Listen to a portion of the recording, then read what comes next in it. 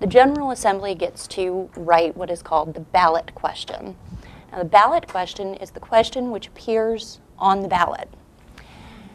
It is not the amendment. The text of the amendment is not what appears on the ballot. And the General Assembly is allowed to write that ballot question pretty much any way it feels like. There are some restrictions, and we'll talk about those in a minute, but it's important to understand that the Constitution doesn't require that voters see the full text of the amendment.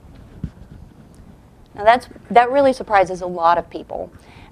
In fact, I was unaware of that until I litigated the ratification of Amendment 1 from 2004.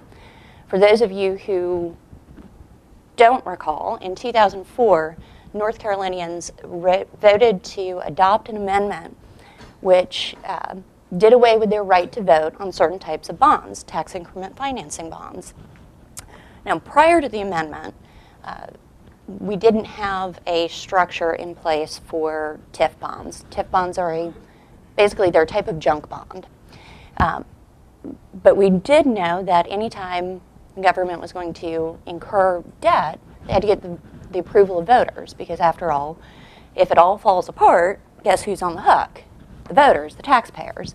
And in fact, we saw that it all fell apart with the Randy Parton Theater, which was, Michael's laughing. Randy Parton Theater in Roanoke Rapids was financed by tax increment financing bonds and has been such a monstrous disaster.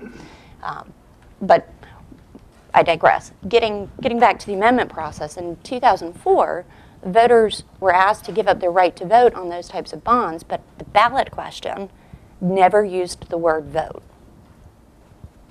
We took it to court, and sadly, Federal District Court here in Raleigh and the Fourth Circuit both said, that's okay, that was fine.